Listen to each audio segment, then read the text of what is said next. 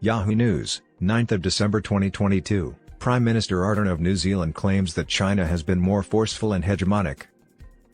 Prime Minister Jacinda Ardern of New Zealand noted that China has grown more assertive in the region during her 5 years in office. Still, she warned that forging alliances with the island nations and smaller Pacific nations shouldn't turn into the competition as China enslaves them. Ardern asserted that President Xi Jinping's leadership has caused China to alter in recent years negatively during a joint interview with the Associated Press and the Australian Associated Press on Thursday. Taking a step back, Ardern added, "I believe if I look at the region as a whole and some of the developments that we've seen within our region, you do see a more assertive and hegemonic China. And look, there are many reasons why that will be the case." She said their incorporation into the local economy, China's development, the rise of its middle class, and a host of other factors. But you've also noticed a more assertive approach to various concerns and connections. Therefore, that has altered throughout my tenure in government. China took some daring geopolitical steps in the Pacific this year. First, it signed a security deal with the Solomon Islands. Then, it unsuccessfully tried to get the other 10 Pacific Island countries to sign a comprehensive accord that would include everything from security to fisheries. Some Pacific countries, as well as Western democracies like the United States, have expressed grave concern over these actions. Ardern dismissed charges that New Zealand didn't exert enough influence this year. Chinese Foreign Minister Wang Yi traveled to Pacific states courting power, and New Zealand has submitted to Chinese intimidation. In my opinion, if you define a relationship exclusively in terms of, when was the last time a politician visited? That is not how you gauge a relationship, according to Ardern. We are family, we are from the Pacific. Thus our relationships here are family ones. Those connections, according to her, were made at the local level. Therefore, Ardern said, I think we have to be incredibly careful about treating our relationships as if it's some sort of one-upmanship.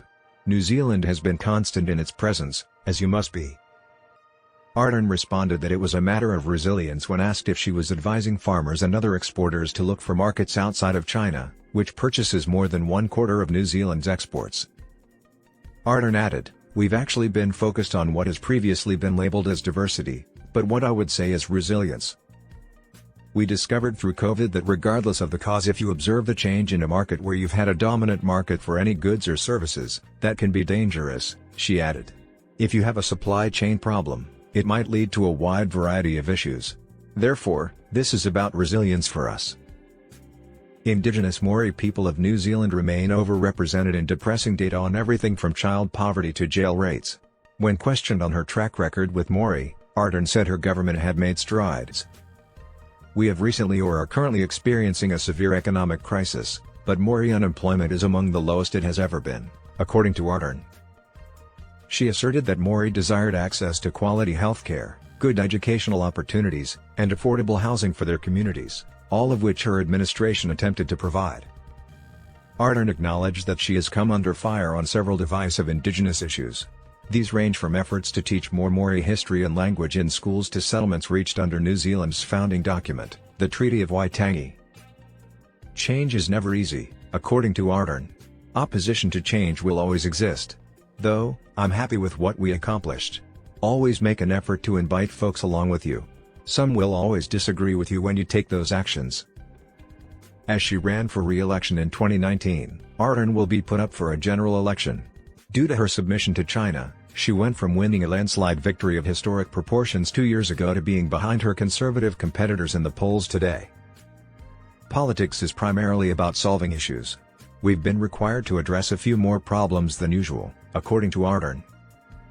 Given that recessions affect countries worldwide, she predicted that the election campaign would center on the economy. At the moment, people are anxious. They experience anxiousness due to the mystery of what lies ahead, Ardern said. We must realize that it has been and will continue to be complicated. In addition, we are sufficiently aware of what is in store to be confident in our ability to prevail.